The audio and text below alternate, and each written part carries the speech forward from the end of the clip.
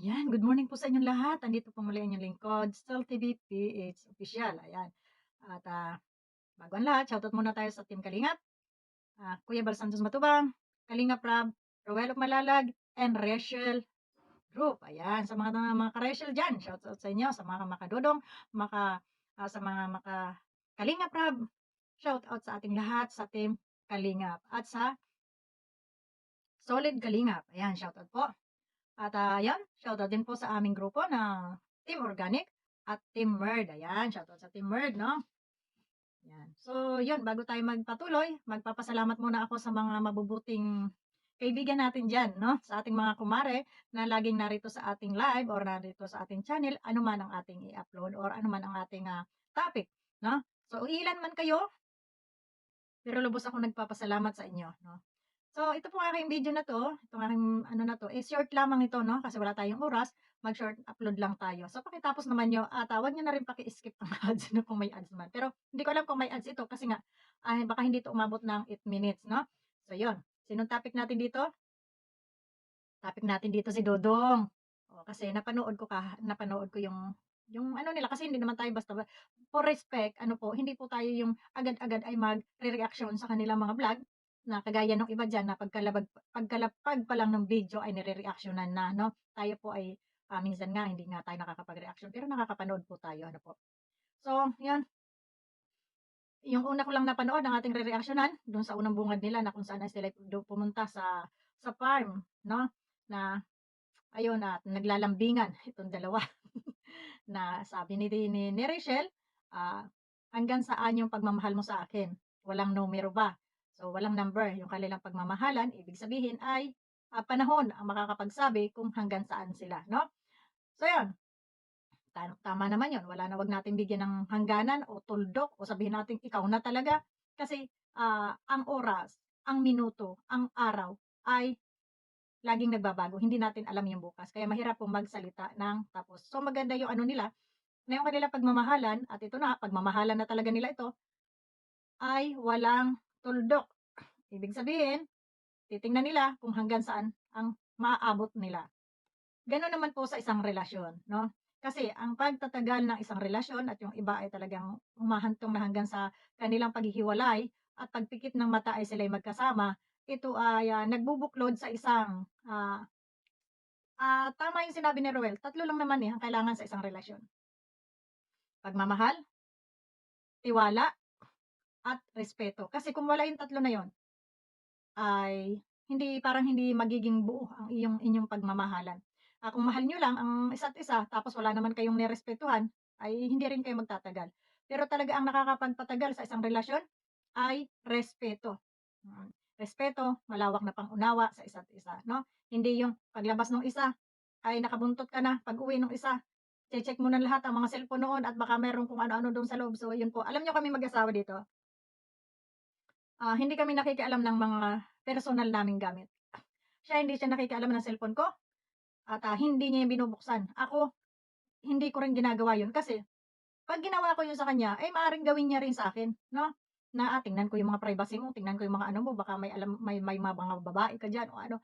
So, hindi ko na tinitingnan. Alam niyo kung bakit? Kasi maisip na yan, eh. Basta importante ipakita mo lang yung tiwala mo sa kanya at, yung pagmamahal mo sa kanya. Kasi maiisip din niya 'yan kung gagawa siya ng kalokohan, sabihin, "Wala namang ginawa yung asawa ko. Bakit ako gumagawa ng ganito?" So, mare-realize nila 'yan. Kaysa naman bubulat-latin mo yung kanilang cellphone o kung yung kanilang ano at babarang-bangin mo doon, bubugbugin mo doon na, "Ikaw ganito ka." So, gano'n parang yun, parang wala na kayong respetuhan sa isa't isa. So, sa akin pinapabayaan ko lang, titingnan natin kung hanggang saan tayo, 'di ba, yung mga gano'n at wala namang forever sabi nga. So, ayun at, ang tanong nga ni Rachel kung mahal mo ako, mamahalin mo ba ang pamilya ko? Siyempre bilang ikaw ay isang anak, mahal na mahal mo talaga yung pamilya mo. Ako sa totoo lang yung pamilya ko, hindi ko ipagpapalit sa asawa ko. Dahil depende, 'no, depende. Kung hindi mo mahal ang pamilya ko at ako lang yung mahal mo, ako lang yung nakikita mo doon sa pamilya ko, ay maghiwalay na tayo. Pero kung yung lahat ng mahal ko sa buhay ay mamahalin mo rin, ay magsasama tayo. 'Di ba gano'n? Kasi saan ka ba lumaki? Sino ba nagpalaki sa'yo? Sinong nag-aruga sa'yo? 'Di ba pamilya mo? Tapos nung lumaki ka't umibig lamang ay iiwan mo na yung pamilya mo? Kaya tama yung mga tanong ni Rachel ay, talagang siya ay kumbaga naninigurado lamang. Pero alam niyo, para sa akin 'wag na lang, kahit hindi man itanong kung ikaw ay kung mahal mo ako, ipapakita ko sa aking gawa 'no. Pakikita ko sa aking gawa kasi meron po mga tao, hindi naman lahat, pero merong mga tao na, ah, kung ikaw lang yung minahal niya, wala siyang pakialam dun sa pamilya mo. Lalo na yung mga ugali ng ibang lahi, totoo ganyan 'yan. Wala siyang pakialam dun sa pamilya niyo, ikaw lang ang pinamilya niya. Ay ikaw lang yung parang nakikita niya sa buong pamilya na yun. Kasi sa ating mga Pilipino, tayo ay lumaki na kasama sa ating mga magulang hanggang sa nag-asawa na tag-apo na yung iba ay nasa magulang pa rin. Pero kasi dito sa ibang lugar, pag dating mo ng 18 ay magkakanya-kanya na kayo ng buhay, 'no? So kaya gano'n. Kaya ang ano nila, 'pag nag-asawa sila, kung alin na yung asawa nila, yun lang yung pamilya nila. Hindi nila tinitingnan kung yung pamilya nung pamilya nila, no? So tayong mga Pilipino hindi tayo gano'n. Tayong mga Pilipino, siyempre 'pag mag-asawa tayo titingnan natin kung yung bang makaka-partner natin ay, mamahalin din yung ating mga mahal sa buhay. Dahil kung ikaw lang ang mamahalin niya, paano naman yung mga nakapaligid sa'yo, 'di ba? Hindi ko naman sinabi na, gawin natin palabigasan 'tong aking asawa, hindi gano'n. Kumbaga yung respeto, tiwala, yung pakikipaghalubilo, pakikipagkapwa na andiyan. Meron kasing ano, ay kahit sa Pinoy meron din gano'n na ni hindi man lang makipagkapwa dun sa mga kamag-anak nung kanyang asawa, yung mga gano'n, oo.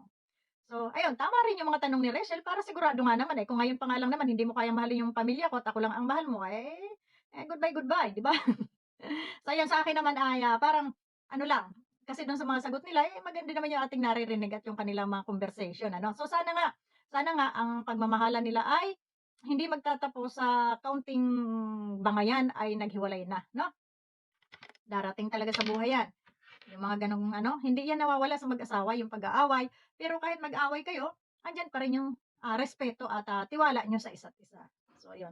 So, hangad lang namin na sana ay tuloy-tuloy, walang maging sigalot at kung mayroon mang mga pagsubok na dadaan sa inyong buhay, pag-usapan ninyo ng mahinahon para ito ay inyong malampasan, 'no?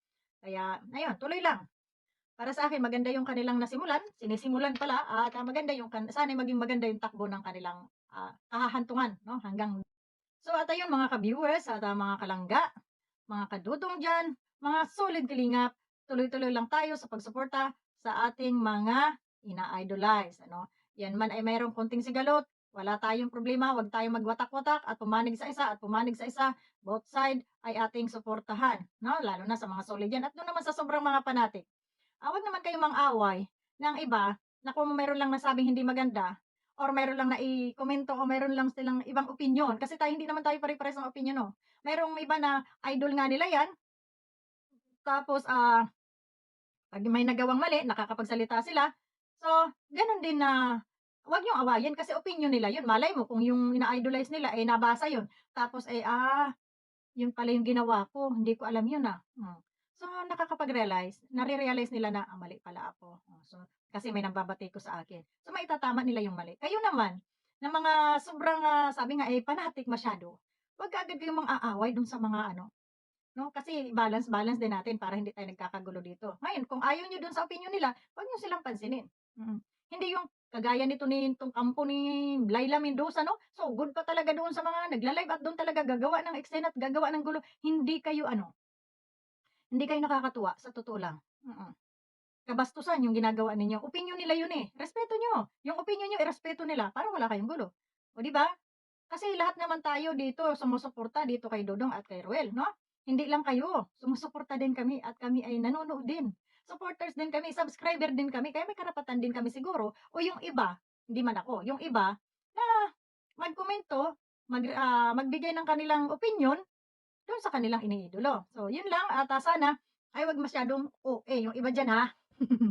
Yung sa tama lang tayo 'no, at lahat naman tayo ay supporters ng Rochelle 'no. Lahat tayo supporters nila kaya hindi lang kayo ang supporters na marami akong nakikita diyan masyadong OA ha. So yun lang, maraming salamat and God bless po sa ating lahat at, tuloy-tuloy lang nating suportahan ang programa nila para mas marami pa silang matulungan at yung kanilang pagcha-charity po, yun po ang ating tutukan, ano po? So yun, at, tayo ay, diyan kumbaga sila ay diyan nakilala sa pagcha-charity kaya 'wag lang naman yung puro kilig lang ang inyong reaksyonan. Andiyan din yung pagcha-charity nila 'no, mga bagong balik 'no, mga bagong balik do'n sa mga bagong balik na kaya kayo umalis at, lumabas, paglabas niyo sa labas 'di ba wala kayong mga views, kaya pumilit kayong bumalik dito sa Kalingap dahil alam niyong narito yung inyong views 'no? So, 'wag naman puro dudong, dudong, dudong o ano pa man yung inyong reaksyonan puro love team, napapaghalata kayo 'no, napapaghalata kayo, 'di ba? So, 'di ba sabi nga kung yung umalis 'wag magreaksyon sa kanyang ano tapos, sa hindi niyo magawa dahil nasa labas kayo nagsibalik kayo, congratulations sa inyo ha. Hmm, congratulations dun sa mga umalis na na-realize nila dun sa labas na kahit anong gawin nila wala silang views at narito lang kay dudong ang views, bumalik sila. So, congratulations sa inyo and God bless sa inyo sana ay yumaman kayo. Bye-bye.